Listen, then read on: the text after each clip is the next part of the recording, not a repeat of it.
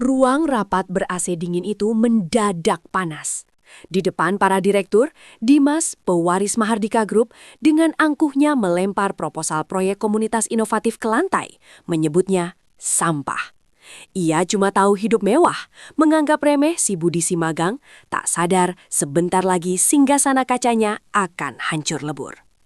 Sebelum lanjut, jangan lupa klik tombol subscribe, like video ini, dan tulis kotamu di kolom komentar ya. Si sombong ini harus merasakan kerasnya hidup agar tahu arti kekayaan sejati. Pagi menyapa dengan sinaran lembut menembus jendela kaca raksasa di apartemen lantai paling atas itu. Aroma kopi Jamaica Blue Mountain yang baru digiling mengisi udara, bercampur harum sabun mandi mahal beraksen sandalwood. Dimas menggeliat pelan di atas ranjang king size berlapis sutra, enggan membuka mata dari mimpi indah di yacht pribadi. Sebuah jam tangan mewah dengan dial biru safir melingkar di pergelangan tangannya, penunjuk waktu seolah tak penting baginya. Ia akhirnya bangkit dengan malas, menyambar jubah tidur sutra yang teronggok di kursi desainer. Pemandangan kota Jakarta yang sesak terhampar luas di bawah sana. Namun Dimas melihatnya tanpa sedikit pun apresiasi. Ini hanya latar belakang biasa untuk kehidupannya yang sempurna, kehidupan tanpa sedikit pun kekurangan. Seorang asisten pribadi sudah menunggu di ruang makan, menyiapkan menu sarapan yang ia pesan semalam. Meeting direksi jam berapa? Dimas bertanya tanpa menoleh, tangannya sibas mengoles selai blueberry ke atas krosan hangat. Nada suaranya datar, penuh arogansi seorang yang tak pernah dibantah. Asistennya, seorang pria muda dengan dasi rapi, langsung menjawab sigap. Jam 9 pagi, Tuan Dimas. Mobil sudah siap di bawah. Dimas hanya mengangguk tipis, membiarkan asistennya berlalu. Ia menyalakan TV layar lebar, menonton berita keuangan dengan setengah hati.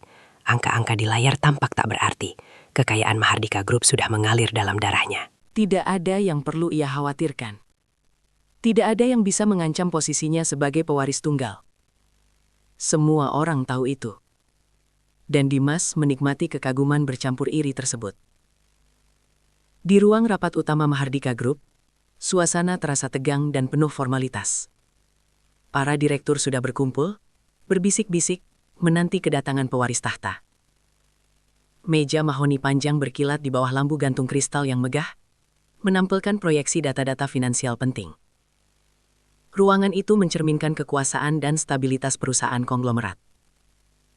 Tepat 15 menit lewat dari jadwal, pintu terbuka dengan suara derit pelan. Dimas melangkah masuk, sama sekali tanpa ekspresi penyesalan.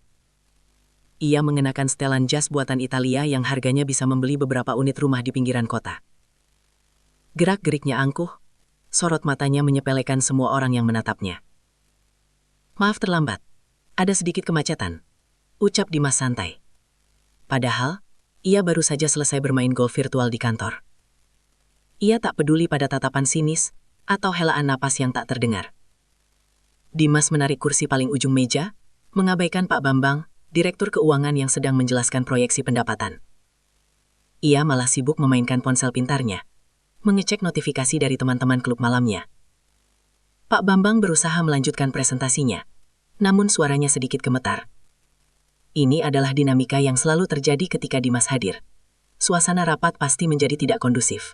Agenda demi agenda dibacakan, namun Dimas hanya sesekali mengangkat kepala untuk melontarkan komentar sarkastik. Setiap usulan baru disambutnya dengan cibiran atau desahan malas. Ia tidak tertarik pada detail rumit, hanya hasil akhir yang menguntungkan tanpa banyak usaha.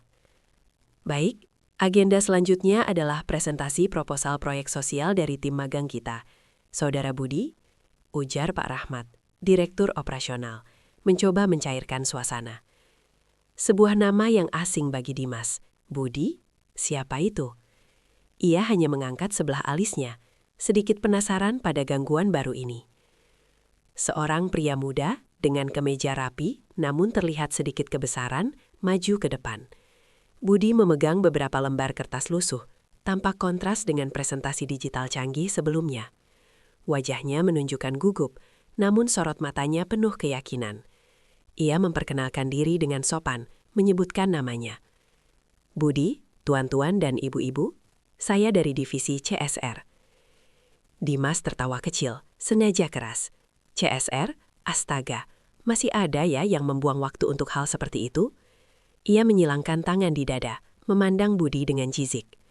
Langsung saja intinya, kalau tidak penting, saya punya janji lain. Budi menelan ludah, namun tidak gentar.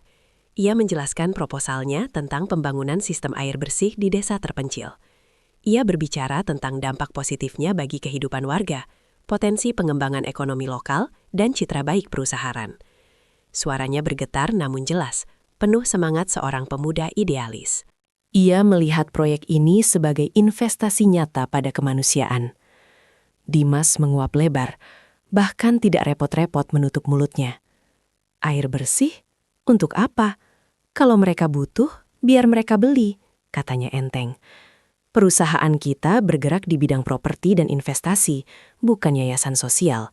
Itu hanya buang-buang anggaran, dan saya yakin hasilnya tidak sepadan. Tapi, Tuan Dimas, ini adalah investasi jangka panjang untuk keberlanjutan. Kami sudah melakukan survei. Budi mencoba menjelaskan lebih lanjut, namun Dimas memotongnya tajam. Matanya menatap Budi dengan kemarahan yang tiba-tiba. Wani-wani menentang. Cukup. Dimas membanting ponselnya ke meja. Suaranya menggema di seluruh ruangan yang hening. Kau tahu apa tentang investasi anak magang? Kau ini siapa? Berani-beraninya mengajari kami. Wajahnya memerah karena merasa direndahkan. Proposalmu itu hanya membuang waktu. Tidak ada untungnya. Dimas melanjutkan. Nadanya dingin dan menusuk. Ini sampah. Dengan gerakan kasar, Dimas merebut lembaran kertas dari tangan Budi. Ia meremasnya kuat-kuat hingga kusut tak berbentuk. Lalu, ia melemparkannya ke lantai tepat di hadapan Budi, seperti sebuah benda tak berguna. Wajah Budi memucat, matanya berkaca-kaca menahan malu dan amarah. Para direktur hanya bisa diam, saling pandang. Tidak ada yang berani membela. Mereka tahu resiko jika berhadapan dengan pewaris tunggal Mahardika Group. Sebuah momen hening yang mematikan meliputi ruangan itu, meninggalkan Budi berdiri terpaku dengan proposalnya yang terbuang. Jauh dari ruang rapat yang angkuh, di lantai eksekutif paling atas gedung Mahardika, Pak Wisnu duduk tegak di depan layar monitor besarnya. Ruang kerjanya luas, dengan dinding berlapis kayu mahoni dan rak buku tinggi berisi ribuan volume tentang strategi bisnis dan sejarah. Dia baru saja menyelesaikan panggilan video dengan investor internasional. Namun fokusnya kini tertuju pada satu tayangan rekaman. Rekaman rapat Dewan Direksi yang baru saja usai. Pak Wisnu menatap dingin ke layar, menyaksikan setiap detik insiden yang baru saja terjadi. Wajahnya yang biasanya tenang dan berwibawa, kini menunjukkan kerutan dalam.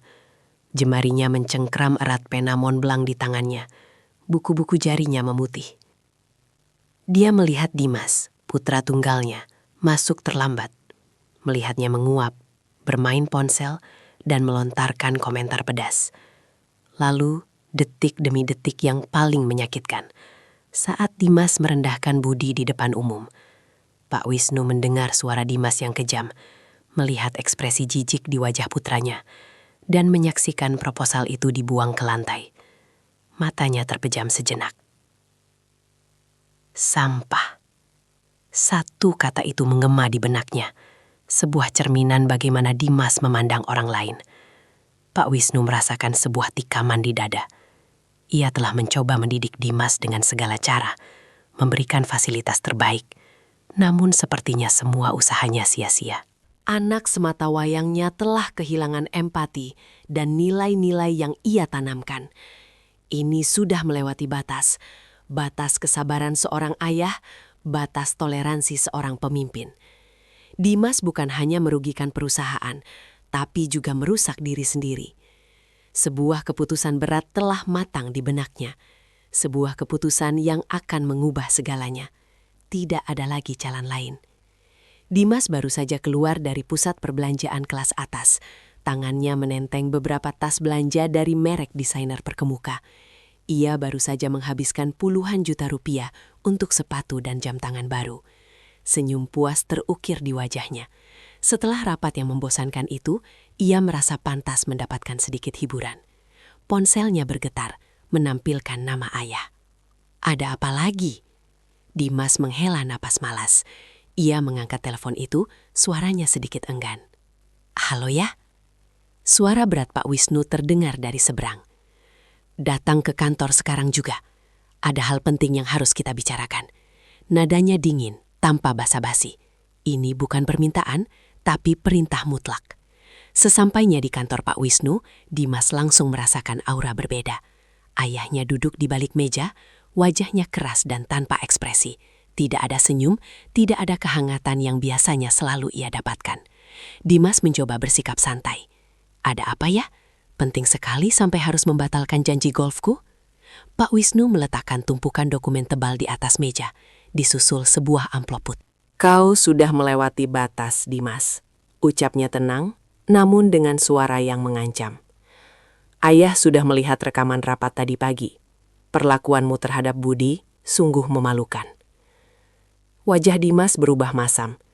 "Cuma karena anak magang itu, ayah terlalu berlebihan. Dia tidak tahu tempatnya. Lagi pula, itu hanya proposal konyol." Ia mendengus, meremehkan masalah tersebut. "Apa ayah mau memecatku? Silahkan saja." "Tidak," jawab Pak Wisnu. Tatapannya menembus Dimas. "Ayah tidak akan memecatmu, tapi ayah akan mendidikmu ulang." Pak Wisnu mendorong amplop itu ke depan Dimas. "Ayah sudah membekukan semua asetmu, Dimas.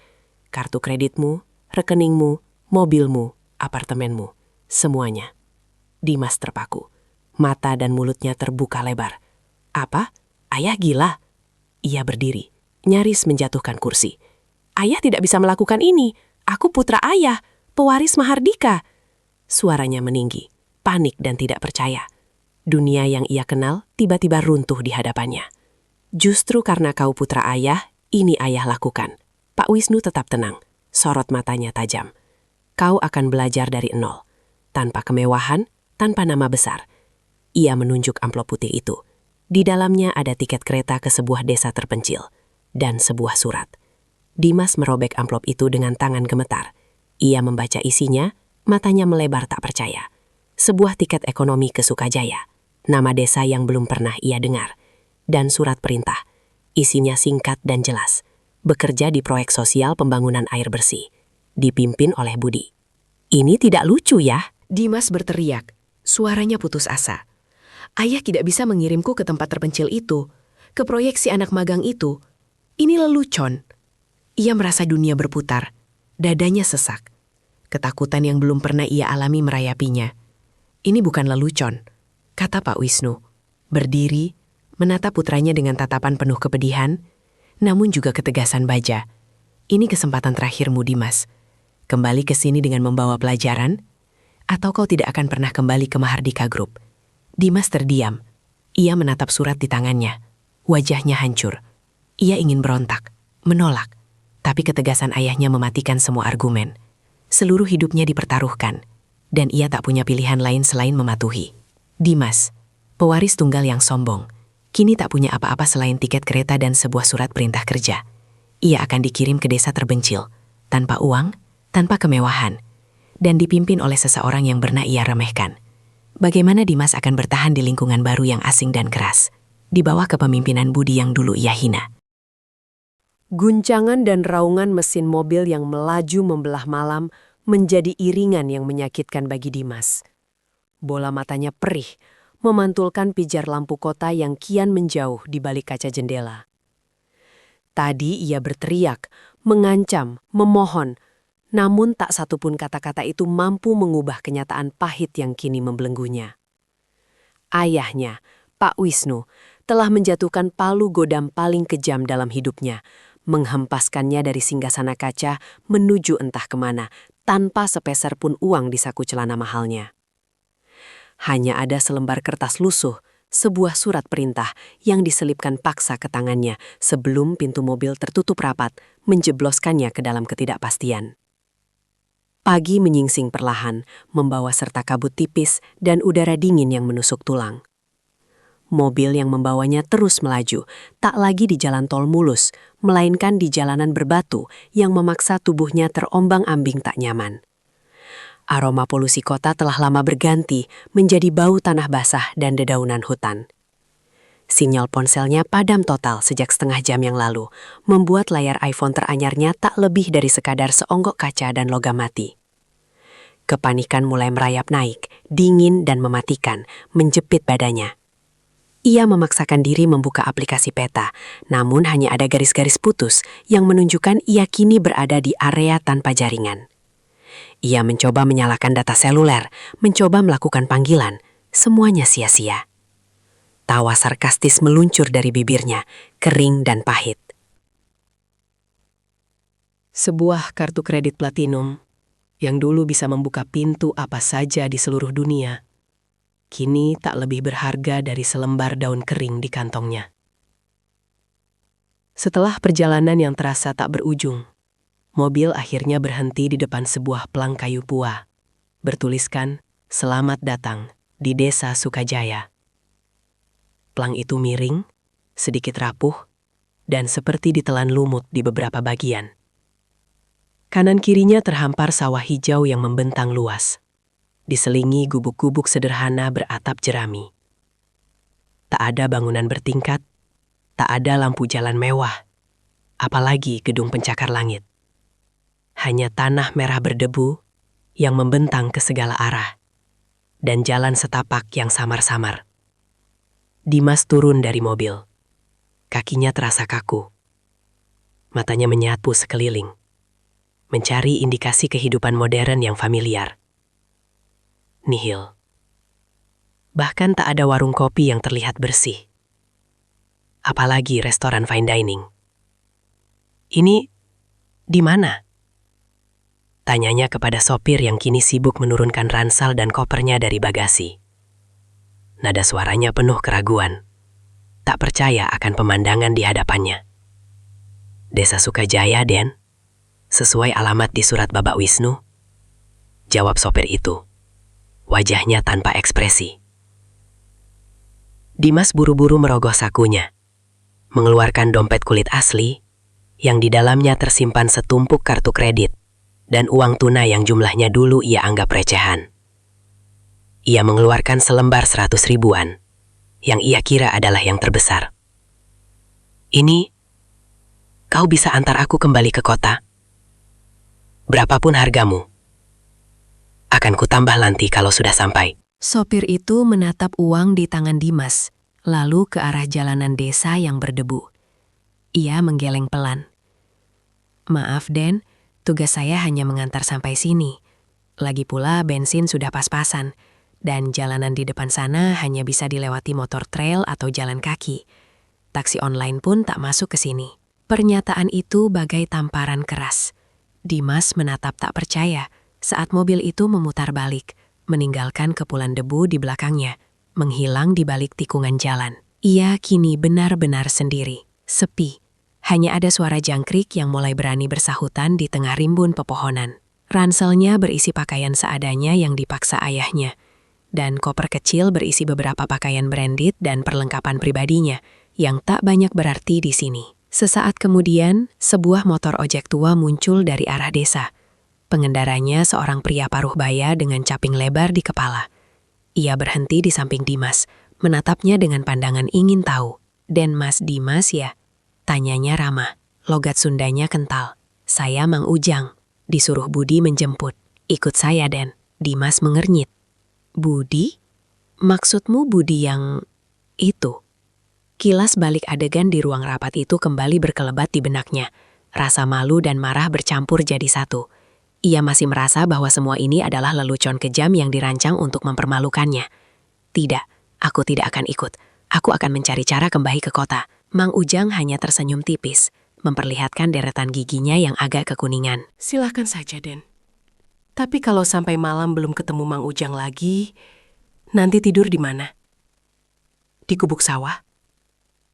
Ia menunjuk ke arah gubuk reot yang berdiri di tengah sawah. Di sini banyak ular loh, Den. Ancaman itu membuat Dimas bergidik. Ia tahu ia tak punya pilihan. Dengan berat hati, ia menyerahkan ranselnya kepada Mang Ujang, yang dengan cekatan mengikatnya di belakang motor. Koper kecilnya ia peluk erat, takut isinya rusak di jalanan yang bergelombang. Motor butut itu lalu melaju, membawa Dimas masuk lebih dalam ke jantung desa Sukajaya. Setiap guncangan di jalanan tanah membuat tubuhnya sakit. Dan setiap bau kotoran sapi atau aroma lembab sawah membuat perutnya mual. Ia terbiasa dengan aroma parfum mahal dan AC dingin, bukan terpaan angin dan debu jalanan. Mereka berhenti di depan sebuah balai desa semi permanen yang terbuat dari bambu dan kayu, dengan atap seng yang sudah berkarat. Di depannya, terlihat beberapa warga sedang sibuk menurunkan karung-karung semen dan pipa-pipa paralon. Salah satu di antaranya adalah sosok yang Dimas kenali dengan jelas. Meskipun kini mengenakan kaos oblong lusuh, celana kargo yang belepotan tanah, dan topi bisbol kusam. Budi. Budi mendongak. Matanya bertemu dengan Dimas. Tak ada senyum kemenangan. Tak ada ejekan. Hanya tatapan datar yang sulit diartikan. "Selamat datang di Sukajaya, Dimas," sapanya. Suaranya tenang. "Aku sudah menunggu." "Apa-apaan ini, Budi? Ini semua sandiwara kan?" Ayahku tidak mungkin sekejam ini. Dimas menyorocos. Nada suaranya masih dipenuhi amarah dan ketidakpercayaan. Budi hanya menyodorkan sebuah surat yang sudah terlipat rapi. Surat perintah dari Pak Wisnu. "Sudah kubaca. Tugasmu ada di sini, di bawah pengawasanku. Mulai hari ini, kau adalah bagian dari tim proyek air bersih Desa Sukajaya." Dimas membuka lipatan surat itu. Tulisan tangan ayahnya jelas terpampang. Isinya tak berubah.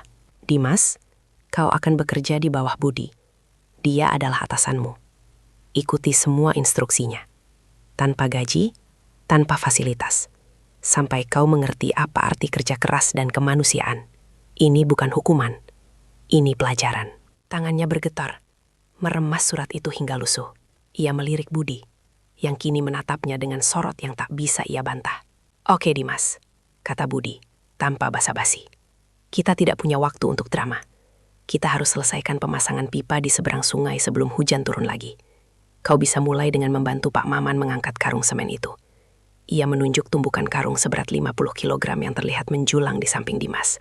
Dimas menatap karung itu, lalu ke tangannya yang terbiasa memegang joystick PlayStation atau setir mobil sport. "Apa? Mengangkat ini? Kau gila? Ini bukan pekerjaanku. Aku seorang eksekutif. Aku biasa memerintah, bukan mengangkut barang." "Dulu iya, sekarang bukan," potong Budi dingin. "Di sini, semua orang bekerja. Tak ada eksekutif, tak ada bawahan. Hanya ada tim. Kalau kau tidak bisa, katakan." Nanti ku ganti dengan pekerjaan lain yang tidak terlalu eksekutif, seperti mencuci alat-alat kotor atau membersihkan kandang kambing Pak RT. Ancaman terakhir itu membuat Dimas bergidik ngeri. Ia melirik ke sekeliling. Beberapa warga desa yang awalnya cuek, kini mulai menatapnya. Ada yang tersenyum geli, ada yang menahan tawa. Merasa terpojok, Dimas menghela napas panjang, berusaha mempertahankan martabatnya yang sudah terkoyak-koyak. Ia mendekati karung semen, mencoba mengangkatnya. Beratnya luar biasa. Ia mengerahkan seluruh kekuatannya. Wajahnya memerah, otot-otot lengannya menegang. Karung itu hanya terangkat sedikit, lalu ambruk lagi dengan suara debum yang memalukan. "Aduh, Den," seru seorang bapak-bapak, Pak Maman, sambil mendekat. "Begini loh caranya. Pakai otot kaki, Den. Jangan cuma otot tangan. Begini." Pak Maman mencontohkan dengan mudah mengangkat karung semen itu ke pundaknya, seolah itu hanya sebungkus keripik. Dimas mencoba lagi, kali ini mengikuti arahan Pak Maman. Sedikit lebih baik, tapi tetap saja sulit. Keringat dingin mulai membasahi dahinya. Ia merasa malu, bodoh, dan konyol. Bagaimana bisa ia, Dimas Mahardika, pewaris konglomerat raksasa, tak mampu mengangkat sebungkus semen. Harga dirinya merosot jauh lebih rendah dari lumpur yang kini menempel di sepatu kulitnya. Hari-hari berikutnya adalah neraka bagi Dimas. Ia dipaksa bangun sebelum matahari terbit, membantu ibu-ibu desa menyiapkan sarapan seadanya, yang seringkali hanya nasi aking dan ikan asin. Ia harus menimba air dari sumur desa yang letaknya cukup jauh, karena rumah tempat ia menumpang Sebuah gubuk sederhana milik seorang janda tua bernama Bisumi belum memiliki fasilitas air mengalir. Setiap hari, tubuhnya terasa remuk, tangannya melepuh, punggungnya nyeri, dan kakinya dipenuhi luka gores dan gigitan nyamuk. Pekerjaannya di proyek tak jauh berbeda dari hari pertama. Menggali parit untuk jalur pipa, mengangkut batu, mengaduk semen secara manual dengan cangkul, dan memikul pipa-pipa paralon yang panjang. Budi selalu mengawasinya, tak pernah absen. Budi memperlakukannya sama seperti pekerja lainnya, bahkan lebih keras dalam beberapa hal. Jika Dimas mengeluh, Budi hanya akan menjawab, "Kalau kau tidak kuat, bilang saja. Nanti ku beri pekerjaan yang lebih cocok untuk tanganmu yang lembut," seperti memilah kotoran ternak. Setiap kali ancaman itu terlontar, Dimas memilih untuk menggertakkan gigi dan terus bekerja, membenci Budi dalam diam. Beberapa kali Dimas mencoba kabur. Ia pernah menyelinap keluar saat semua orang beristirahat, berharap menemukan jalan keluar dari desa terkutuk ini. Tapi setiap kali ia berjalan menjauh, jalanan desa terasa berliku dan tak berujung, dan ia selalu berakhir kembali di tempat semula, atau ditemukan oleh warga desa yang kemudian dengan ramah mengantarkannya pulang. "Mau kemana, Den?" Jangan sampai tersesat di hutan. Nanti disangka hantu penunggu pohon beringin, kata seorang bapak-bapak dengan senyum lebar. Suatu sore, saat Dimas bertugas mengaduk semen, pikirannya melayang entah kemana. Ia mengaduk tanpa konsentrasi, terlalu cepat atau terlalu lambat, tidak sesuai takaran. Akibatnya, adukan semennya menjadi terlalu encer dan tidak bisa digunakan. Budi datang mendekat, melihat hasil kerjanya dengan tatapan tajam. "Apa ini, Dimas? Ini tidak bisa dipakai. Kita harus buang dan buat ulang," kata Budi. Suaranya tenang, tapi syarat kekecewaan. "Kita sudah kehilangan 1 karung semen, dan waktu 1 jam. Semen itu tidak murah, dan waktu kita terbatas."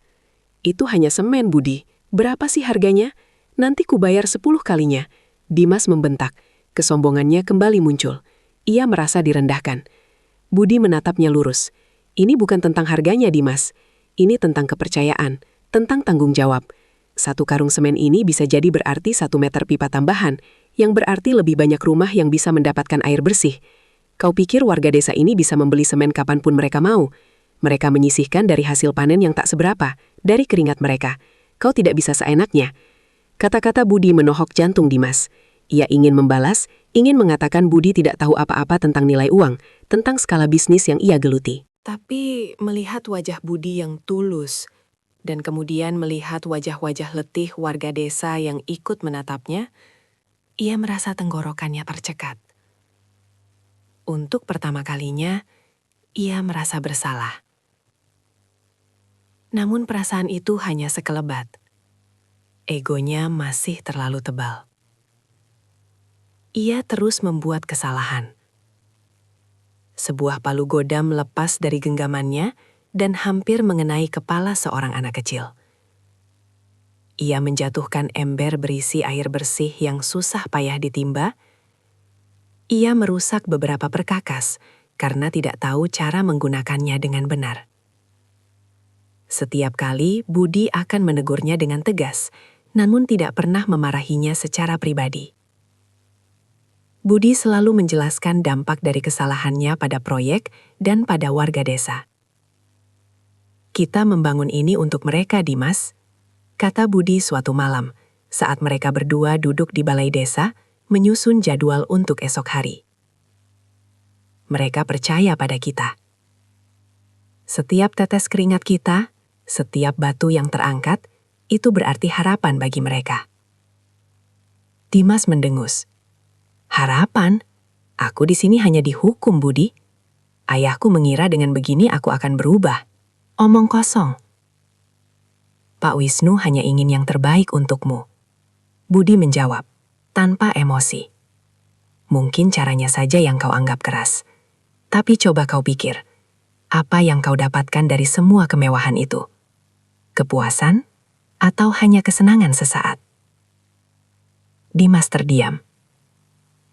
Ia menatap telapak tangannya yang kini kasar dan penuh kapalan. Ia teringat apartemen mewahnya, mobil sportnya, pesta-pesta yang ia datangi. Semua itu terasa begitu jauh, begitu tidak nyata. Di sini, ia harus merasakan lapar yang menusuk lambung, lelah yang meruntuhkan tubuh, dan rasa tidak berdaya yang belum pernah ia alami. Ia masih membenci semuanya, masih menyimpan dendam pada ayahnya dan pada Budi. Namun di sudut hatinya yang paling dalam ada sesuatu yang mulai bergerak. Sebuah pertanyaan kecil yang terus-menerus menggerogoti. Apakah ia selama ini benar-benar bahagia? Suatu pagi, saat Dimas sedang memikul sebatang bambu panjang untuk konstruksi, kakinya terpeleset lumpur. Ia jatuh tersungkur, bambu itu menimpanya. Beberapa warga desa segera berlari menolong, menarik bambu itu dan membantunya berdiri. Salah seorang bapak-bapak menawarkan air minum dari termosnya. Dimas merasa malu dan marah pada dirinya sendiri. Ia menolak air itu, berdiri dan melanjutkan pekerjaannya dengan wajah cemberut. Budi yang melihat kejadian itu hanya menghela napas. "Dimas, kau harus belajar untuk menerima bantuan," kata Budi mendekat. "Di sini, kita tidak bisa sendirian. Kita saling membantu." "Aku tidak butuh bantuan siapapun," Dimas membantah, membuang muka. "Aku bisa melakukannya sendiri." "Oh ya?" Budi tersenyum tipis. "Lalu kenapa proyek ini belum selesai? Kenapa kau membuat begitu banyak kesalahan? Kau tidak bisa melakukan semuanya sendiri, Dimas. Bahkan Pak Wisnu pun membutuhkan orang lain untuk membangun kerajaannya. Kau pikir kau lebih hebat dari beliau?" Kata-kata Budi menusuk ulu hati Dimas. Perbandingan dengan ayahnya selalu menjadi titik lemahnya. Dimas menatap Budi dengan mata menyala. "Kau tidak tahu apa-apa tentang aku dan ayahku." "Mungkin tidak semuanya, tapi aku tahu kau sangat mirip dengannya dalam hal ambisi dan kecerdasan," Budi menjawab dengan tenang. "Hanya saja kau belum tahu bagaimana cara menggunakannya untuk tujuan yang benar." Debat mereka terputus oleh suara gemuruh. Langit yang sedari tadi mendung kini menumpahkan isinya. Hujan deras tiba-tiba mengguyur desa Sukajaya. Dalam hitungan menit, jalanan tanah berubah menjadi genangan lumpur yang pekat. Proyek yang sedang berjalan harus dihentikan mendadak. Warga desa berhamburan mencari tempat berteduh, termasuk Dimas dan Budi. Hujan ini bukan sekedar hujan biasa, ia tahu. Di desa terpencil seperti ini, hujan deras bisa berarti banjir, tanah longsor, atau setidaknya penundaan proyek yang signifikan. Ia melihat wajah-wajah cemas warga, wajah Budi yang tegang, dan untuk pertama kalinya, Dimas merasakan beban kekhawatiran yang sama. Dimas tiba di desa Sukajaya tanpa uang dan fasilitas, dipaksa menghadapi kenyataan pahit bahwa kemewahan masa lalunya kini tak berarti apa-apa. Ia berjuang dengan pekerjaan fisik yang berat dan sering membuat kesalahan, menghadapi teguran keras dari Budi, serta tatapan kasihan dan geli dari warga desa. Hujan deras yang tiba-tiba datang mengancam proyek air bersih.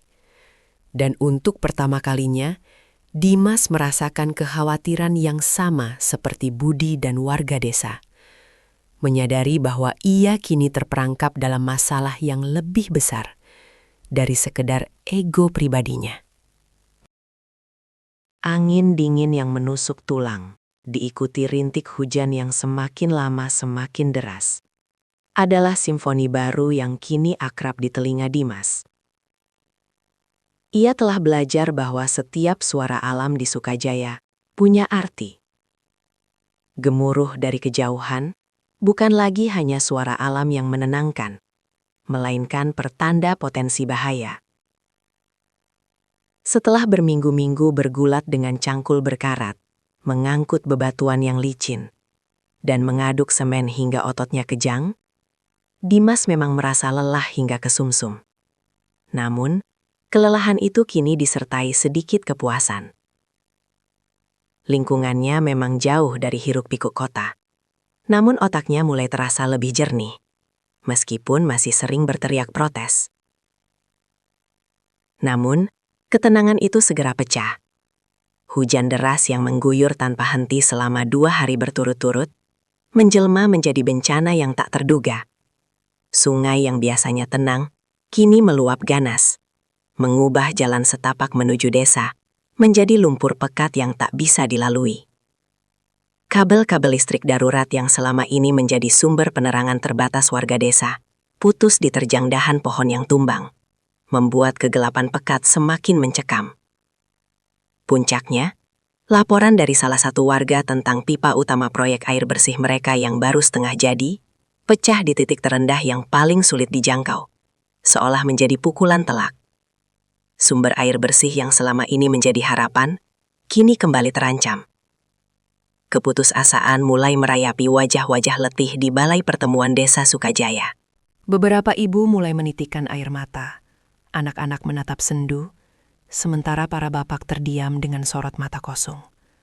Proyek yang mereka impikan, yang telah menyatukan semua tenaga dan harapan, kini diambang kegagalan. Dimas merasakan kepanikan yang berbeda. Bukan panik karena ponselnya tak bersinyal, atau karena ia harus tidur di atas balai beralaskan tikar tipis, melainkan panik yang menular dari tatapan mata mereka.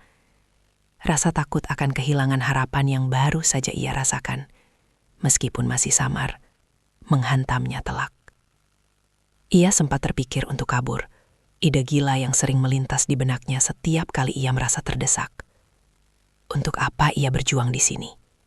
Bukankah ia punya hidup yang lebih baik di luar sana?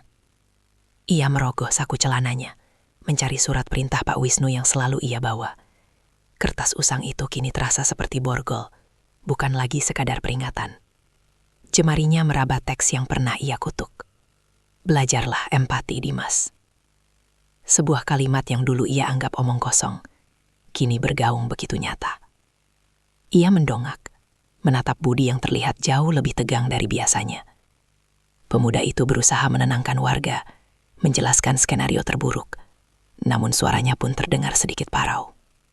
Dimas melihat seorang kakek tua yang tadi pagi ia temui di ladang, kini duduk bersandar di dinding balai, memandangi genangan air di luar dengan tatapan kosong. Kerutan di wajahnya semakin dalam, seolah setiap garis adalah harapan yang nyaris padam. Kakek itu adalah salah satu dari sekian banyak orang yang bergantung pada proyek ini. Yang air bersihnya akan sangat membantu mengurangi penyakit kulit yang sering menyerang anak-anak di musim hujan. Tiba-tiba, bayangan wajah Pak Wisnu melintas di benaknya. Bukan Pak Wisnu yang marah atau kecewa, melainkan Pak Wisnu yang pernah bercerita tentang nilai sejati seorang pemimpin. Bukan tentang seberapa besar keuntungan yang bisa didapat, melainkan seberapa besar masalah yang bisa diatasi. Seberapa banyak kehidupan yang bisa disentuh. Ia melihat dirinya di cermin retak yang terpasang di salah satu sudut balai. Seorang pemuda kotor, penuh lumpur, dengan wajah lelah yang sama sekali berbeda dari citra dirinya di apartemen mewah dulu. Namun, ada kilatan lain di matanya. Sebuah tujuan yang samar-samar mulai terbentuk. Bukan untuk memenuhi ekspektasi ayahnya, melainkan untuk diri sendiri dan untuk orang-orang di sekelilingnya. Kekayaan sejati, ia mulai mengerti, bukanlah tentang apa yang ia miliki di dompetnya yang kosong, melainkan apa yang bisa ia berikan. Dimas berdiri, melangkah mendekat ke arah Budi. "Bagaimana kalau kita coba buat saluran darurat?" katanya. Suaranya sedikit serak namun tegas.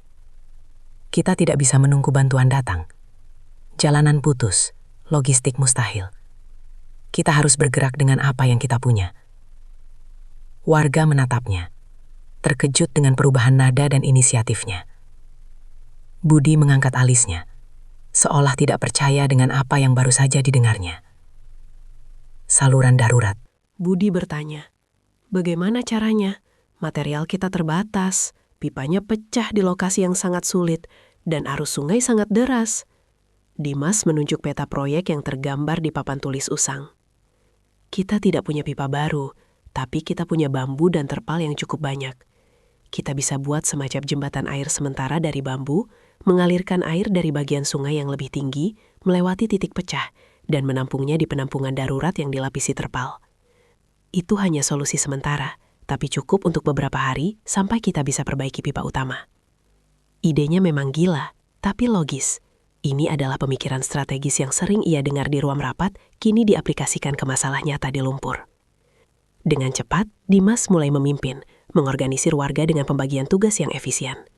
Ia ingat bagaimana ayahnya dulu mendelegasikan tugas dalam rapat darurat, dan kini ia menirunya, bukan dengan arogansi, melainkan dengan urgensi. Ia tidak lagi memedulikan tangannya yang lecet, lumpur yang menempel di seluruh tubuhnya, atau nyamuk-nyamuk yang mengerumuni. Ia bekerja tanpa pamrih, menggali parit baru dengan cangkul berkaratnya tanpa henti, mengangkut bambu-bambu besar bersama warga lain.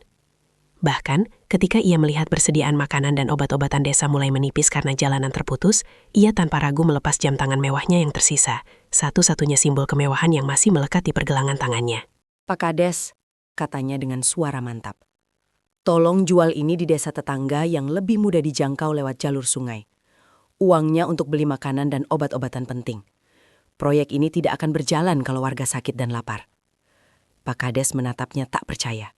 Jam tangan berharga ratusan juta itu kini berpindah tangan ke seorang pria yang baru beberapa minggu lalu ia kenal sebagai pemuda manja. Dimas melihat Budi menatapnya dengan tatapan yang sulit diartikan. Ada kekaguman, ada rasa hormat, dan juga sedikit keharuan. Malam itu, di bawah temaram lampu minyak, setelah saluran darurat berhasil dibangun dan air mulai mengalir, meskipun kecil, ke penampungan darurat, Dimas duduk bersandar ke dinding, kelelahan, namun hatinya terasa lapang. Budi datang menghampirinya, membawa secangkir kopi hangat. "Dimas," kata Budi, suaranya pelan namun penuh ketulusan. Aku tidak menyangka kau bisa melakukan ini. Kau benar-benar sudah banyak berubah." Dimas menunduk, matanya berkaca-kaca. Ia mengangkat kepalanya, menatap Budi lurus. "Aku minta maaf, Budi," katanya, suaranya bergetar. "Aku minta maaf atas semua kata-kata kasarku di rapat itu, atas semua penghinaan yang kulakukan padamu, dan juga ide-idemu. Aku dulu bodoh, sombong, dan tidak tahu apa-apa tentang kehidupan yang sebenarnya." Budi tersenyum tipis, menepuk bahu Dimas. "Tidak apa-apa, Dimas. Kita semua belajar. Yang penting, kau sekarang ada di sini, bersama kami, berjuang untuk mereka." Warga desa yang mendengar percakapan itu mengangguk. Beberapa tersenyum tulus, seolah menerima Dimas sepenuhnya sebagai bagian dari mereka. Rasa hangat menjalar di dada Dimas, lebih melegakan daripada pelukan termahal sekalipun. Namun, meskipun saluran air darurat berhasil menyelamatkan desa dari krisis akut, masalah pipa utama yang pecah masih menunggu perbaikan. Dan hujan deras yang tak henti-henti mengancam untuk kembali merusak semua upaya mereka. Dimas telah menemukan kekayaan baru dalam empati dan kontribusi. Bukan sekedar jumlah yang ia miliki.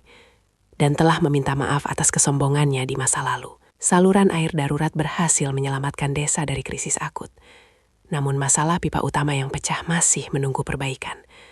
Dan hujan deras yang tak henti-henti mengancam untuk kembali merusak semua upaya mereka. Dan kali ini, desa mungkin tidak akan beruntung lagi. Udara malam di Sukajaya terasa lebih dingin dari biasanya, menusuk tulang Dimas yang masih basah oleh peluh dan lumpur. Namun kedinginan itu tak lagi memedihkan, tak lagi menyulut gerutu. Ada kehangatan lain yang menjalar dalam dadanya. Sesuatu yang melampaui kelelahan dan rasa sakit fisik. Kata-kata maaf yang akhirnya meluncur bebas dari bibirnya, disambut tatapan mata Budi yang syarat pengertian, telah membuka sumbatan yang selama ini mengikat jiwanya. Perasaan lega itu seperti embun pagi yang menyejukkan hati yang kering. Mereka berdua, ditemani beberapa warga yang masih bertahan di lokasi pipa pecah, kini menatap sisa-sisa pekerjaan di bawah cahaya obor dan lampu senter seadanya. Pecahnya pipa utama bukan hanya ancaman kegagalan proyek, melainkan simbol rapuhnya harapan. Dimas, dengan pikiran yang kini lebih jernih, mulai memikirkan solusi. Otaknya, yang dulu terlatih untuk menganalisis laporan keuangan dan strategi pasar korporat, kini berputar mencari cara untuk menyambung besi, mengalirkan air. Bukan lagi tentang keuntungan, melainkan tentang senyum anak-anak yang esok akan memiliki air bersih. Ia teringat percakapan samar-samar dengan ayahnya tentang supply chain management dan resource allocation, istilah-istilah bombastis yang kini harus ia terjemahkan ke dalam realitas desa Sukajaya yang serba terbatas. Budi, suaranya serak. Kita perlu menopang ini dengan kuat. Kalau kita cuma sambung paksa, resiko pecah lagi besar sekali. Medan ini licin dan tanahnya labil. Budi mengangguk, menyodorkan sketsa kasar di tanah dengan ranting. Betul, Mas. Saya kepikiran pasang penyangga dari bambu yang kuat di sisi-sisi, lalu cor pondasinya pakai semen sisa. Tapi semen kita tinggal sedikit. Dimas menghela napas. Semen. Ya, semen. Dulu saya bisa menelepon, semen datang setruk penuh. Sekarang, ia menggeleng, tersenyum pahit pada dirinya sendiri. Pak Harjo punya sisa semen di gubuknya kan? Berapa karung? 2 karung, Mas. Tapi itu buat perbaikan dapur istrinya. Kita pinjam dulu, Budi. Bilang ini darurat. Aku jamin kita ganti. Atau aku bantu dia perbaiki dapur nanti. Dimas berbalik, mengambil cangkul berkarat yang menjadi teman setianya selama berminggu-minggu. Malam ini kita tidak tidur, sampai pipa ini tersambung. Sisanya besok pagi kita cor. Warga desa melihat tekad baru di mata Dimas, kembali terlecut semangatnya.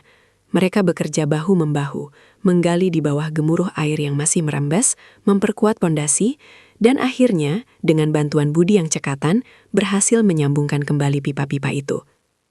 Matahari terbit menyinari wajah-wajah lelah, namun penuh kemenangan. Pipa berhasil tersambung, meskipun belum sempurna. Keberhasilan itu adalah hasil dari sebuah kolaborasi tulus, bukan paksaan atau perintah. Dimas, dengan tangan kotor dan punggung yang pegal, merasakan denyutan kepuasan yang lebih dalam daripada saat ia menandatangani kontrak jutaan dolar. Selama 2 hari berikutnya, Dimas memimpin dengan semangat yang tak pernah ia tunjukkan sebelumnya. Ia berinovasi dengan alat seadanya, mengorganisasi warga, dan bahkan rela menjual jam tangan mewahnya, satu-satunya simbol terakhir kemewahan yang ia pertahankan, kepada seorang pedagang perantara yang kebetulan lewat desa. Uangnya, yang tadinya berjuta-juta, kini ia tukar dengan beberapa karung semen tambahan, pipa cadangan, dan makanan untuk para pekerja. Ia tidak lagi peduli dengan label merek atau nilai tukar. Yang penting, proyek ini harus selesai. Warga desa melihat pengorbanan itu, dan rasa hormat mereka tumbuh tak terhingga. Mereka tidak lagi melihatnya sebagai si kota yang tersesat, melainkan sebagai bagian dari mereka, seorang pemuda yang berjuang untuk kebaikan bersama. "Ini baru benar, Mas," kata Pak RT, menepuk pundak Dimas yang kini terlihat lebih kurus namun lebih tegar. "Dulu saya kira sampean cuma mau main-main. Ternyata hati sampean lebih bersih dari air yang sebentar lagi mengalir ini." Senyum tulus merekah di bibir Dimas, senyum yang tak pernah Pak RT lihat sebelumnya. Akhirnya, tiba saat yang dinanti-nanti. Setelah berbulan-bulan perjuangan, hari peresmian sistem air bersih tiba. Balai pertemuan desa dipenuhi warga, anak-anak berlarian riang, para ibu menyiapkan hidangan sederhana namun penuh makna. Di lokasi sumber mata air, Budi dan Dimas berdiri di samping keran utama, di hadapan seluruh warga. Bismillahirrohmanirrohim, bisik Budi. Tangannya memegang tuas keran. Ini semua berkat kerja keras kita bersama, dan bantuan dari banyak pihak, terutama Mas Dimas. Dimas hanya tersenyum, mengisyaratkan Budi untuk segera membuka keran. Gemuruh air mulai terdengar, mengalir deras mengisi penampungan. Sorak-sorai warga pecah. Anak-anak langsung mendekat, menampung air dengan telapak tangan mungil mereka, lalu menyiramkannya ke wajah masing-masing, tertawa riang. Para ibu mengucap syukur, mata mereka berbinar haru. Bagi mereka, ini bukan hanya air, tapi kesehatan, kemudahan, dan masa depan yang lebih baik. Dimas menatap wajah-wajah bahagia itu, merasakan getaran emosi yang tak terlukiskan. Air mata mengalir di pipinya, namun kali ini bukan air mata frustasi atau kemarahan, melainkan air mata kebahagiaan dan syukur. Ia menoleh pada Budi, yang kini menatapnya dengan senyum lebar. "Terima kasih, Budi," kata Dimas tulus. "Kamu sudah mengajarkan saya banyak hal." Budi menepuk bahunya. "Kita belajar bersama, Mas. Kita buktikan bahwa kalau ada kemauan, pasti ada jalan." Perayaan berlangsung hingga malam. Dimas duduk di antara warga, makan nasi jagung dengan lauk seadanya, mendengarkan cerita-cerita lucu, dan ikut bernyanyi diiringi petikan gitar. Ia merasa benar-benar menjadi bagian dari keluarga besar ini. Tak ada lagi pikiran tentang fine dining di restoran mewah atau pesta pora di klub malam. Kebahagiaan ini, kehangatan ini, jauh lebih nyata dan memuaskan. Beberapa hari setelah peresmian, rutinitas baru terbentuk di Sukajaya. Dimas tidak langsung pergi. Ia masih tinggal di gubuk sederhana milik Pak Harjo, membantu mengawasi sistem air, membersihkan lingkungan desa, dan kadang mengajari anak-anak membaca atau berhitung. Ia juga mulai berdiskusi dengan Budi tentang proyek-proyek lain yang bisa dikembangkan, seperti penerangan tenaga surya atau pengembangan pertanian organik. Ada semangat baru dalam dirinya, semangat untuk berkontribusi. Pagi itu, saat Dimas tengah membersihkan area sekitar balai desa, sebuah mobil SUV hitam legam berkilauan di bawah terik matahari melaju perlahan memasuki desa. Mobil mewah itu terasa sangat kontras dengan jalanan tanah dan gubuk-gubuk di sekitarnya. Semua mata tertuju pada mobil itu, dan dari dalamnya keluarlah seorang pria paruh baya berjas rapi, dengan raut wajah yang serius namun menyimpan kerinduan, Pak Wisnu. Dimas terdiam, sekop di tangannya jatuh ke tanah. Hatinya berdesir antara rasa canggung, rindu, dan sedikit takut. Ia menyeka lumpur di tangannya ke celana kerjanya yang kotor, merasa sangat berbeda dari putranya yang dulu sang ayah kenal. Pak Wisnu melihat Dimas, menatapnya dari ujung rambut hingga ujung kaki. Rambutnya gondrong, wajahnya kecoklatan, pakaiannya lusuh, namun di matanya terpancar ketenangan dan kedewasaan yang belum pernah ia lihat. Sebuah senyum tipis, campur aduk antara kebanggaan dan haru, terukir di wajah Pak Wisnu. Dimas, panggilnya pelan. Suaranya berat. Dimas menghampiri ayahnya, canggung. "Ayah," jawabnya. Suaranya sedikit bergetar.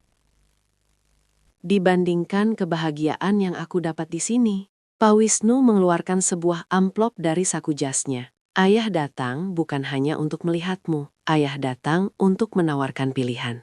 Ia meletakkan amplop itu di pangkuan Dimas. "Perusahaan sedang mengalami restrukturisasi besar. Ayah ingin kamu kembali, mulai dari bawah, jadi staf magang lagi, belajar dari nol. Ayah tidak akan memberimu perlakuan istimewa, tapi ayah akan memberimu kesempatan." Dimas memegang amplop itu, merasakan ketebalannya, yang mungkin berisi tiket pesawat pulang atau surat keputusan penting. Ia memandang amplop itu, lalu menatap wajah ayahnya, dan kemudian mengalihkan pandangannya ke arah desa, yang kini menjadi dunianya. Ia melihat anak-anak bermain di sekitar keran air yang baru, para ibu mencuci dengan mudah, dan ladang-ladang yang mulai menghijau. "Ayah," kata Dimas, suaranya mantap, "terima kasih untuk tawarannya, tapi aku tidak akan kembali." Pak Wisnu terdiam, menatap putranya dengan tatapan tak terbaca. "Aku sudah menemukan tempatku ya," lanjut Dimas. "Aku menemukan kekayaan sejati di sini, bukan dalam angka di laporan keuangan, tapi dalam senyum mereka, bukan dalam kemewahan, tapi dalam kebersamaan. Aku ingin membangun sesuatu yang nyata, yang memberikan dampak langsung pada hidup orang banyak." Pak Wisnu menghela napas panjang, lalu tersenyum, senyum bangga yang tulus. "Ayah tahu kamu akan bilang begitu." Ia mengangguk-angguk. "Lalu, apa rencanamu?" Dimas menatap ayahnya dengan mata berbinar. "Aku ingin tetap di sini ya. Atau setidaknya, di jalur ini. Budi dan aku punya beberapa ide.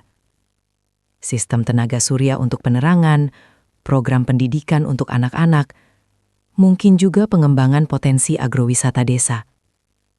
Aku tidak ingin lagi hanya menerima warisan ya. Aku ingin menciptakan warisan. Warisan nilai, warisan manfaat." "Dan bagaimana dengan dana?" tanya Pak Wisnu.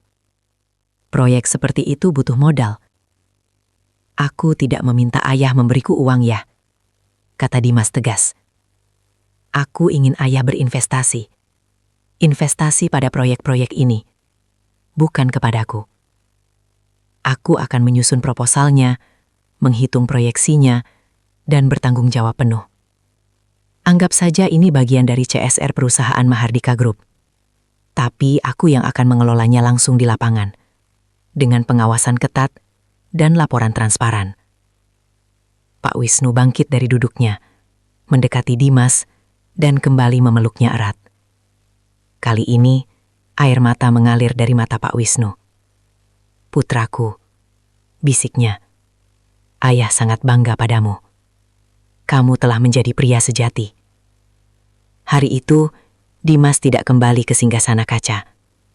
Ia memilih untuk membangun akar baru di tanah yang keras, bersama orang-orang yang telah mengajarkannya arti kehidupan. Pak Wisnu tinggal beberapa hari di Sukajaya, menyaksikan sendiri Dimas berinteraksi dengan warga, bekerja fisik tanpa mengeluh, dan berdiskusi serius dengan Budi tentang masa depan desa. Ia melihat hubungan Dimas dan Budi, yang kini telah bertransformasi menjadi kemitraan sejati, saling menghormati dan melengkapi. Budi, dengan kebijaksanaan dan pengalamannya di desa, menjadi penasihat utama Dimas. "Jadi, kamu mau jadi penasihatku, Budi?" tanya Dimas suatu sore. Mereka berdua duduk di bukit, memandangi matahari terbenam yang memancarkan jingga ke seluruh lembah. Budi kesenyum. "Penasihat atau partner, Mas? Yang jelas kita sama-sama belajar. Dan Mas Dimas, saya tahu sekarang, Mas punya potensi besar untuk memimpin. Bukan dengan kekuasaan, tapi dengan hati." Dimas menghela napas puas. "Aku rasa kita bisa membuat banyak perubahan, Budi. Dimulai dari Sukajaya, lalu desa-desa lain." Hubungan Dimas dan ayahnya juga pulih sepenuhnya. Mereka sering berkomunikasi, tidak lagi dengan nada perintah atau keluhan, melainkan dengan diskusi yang mendalam tentang visi dan misi proyek sosial. Pak Wisnu, meskipun masih memimpin Mahardika Group, kini menjadi mentor dan pendukung utama visi baru putranya. Ia bahkan mulai mengalihkan sebagian investasi perusahaannya ke sektor-sektor yang lebih berkelanjutan dan berdampak sosial, terinspirasi oleh Dimas. Dimas tidak lagi mengenakan jas mahal atau mengendarai mobil sport. Ia masih mengenakan kemeja lusuh dan celana kerja, tangannya kasar dan kulitnya terbakar matahari. Namun di matanya terpancar cahaya kebahagiaan dan tujuan hidup yang sebelumnya tidak pernah ada. Ia telah menemukan kekayaan sejati. Bukan tumpukan uang atau kekuasaan, melainkan kemampuan untuk memberikan harapan, membangun mimpi, dan menjadi bagian dari sesuatu yang lebih besar dari dirinya sendiri. Suatu pagi, Dimas duduk di balai pertemuan desa Sukajaya, menatap proposal-proposal baru yang berserakan di depannya. Proposal sistem listrik tenaga surya, proposal pengembangan koperasi desa, dan proposal pembangunan perpustakaan. Semuanya dituliskannya sendiri, dengan tangan, di atas lembaran-lembaran kertas yang kini lebih berharga baginya daripada saham perusahaan. Ia tersenyum, mengangkat kepalanya, dan menatap jauh ke cakrawala. Ada banyak pekerjaan yang harus dilakukan, banyak desa yang menunggu sentuhan. Ia melihat Budi berjalan ke arahnya, membawa 2 cangkir kopi hangat. Mereka berdua, dari latar belakang yang berbeda, kini telah menjadi rekan seperjuangan, siap menaklukkan tantangan berikutnya. Dimas memandang secarik surat lusuh yang masih terselip di dalam buku catatannya. Surat perintah dari ayahnya. Vonis yang dulu ia benci, kini menjadi saksi bisu transformasinya. Bukti bahwa terkadang kehilangan segalanya adalah satu-satunya cara untuk menemukan segalanya.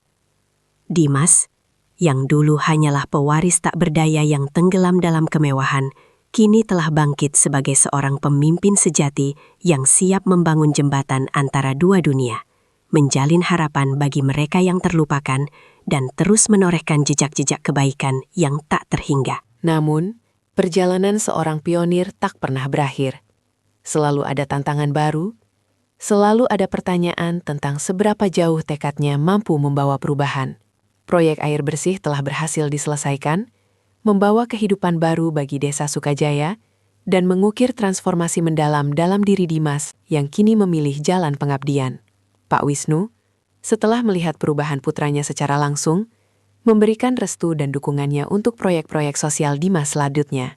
Saat Dimas dan Budi mulai merencanakan langkah besar berikutnya untuk desa-desa terpencil lainnya, sebuah surat resmi dari Mahardika Group tiba, bukan untuk Dimas, melainkan untuk seluruh tim proyek Sukajaya, berisi sebuah undangan tak terduga ke rapat Dewan Direksi perusahaan.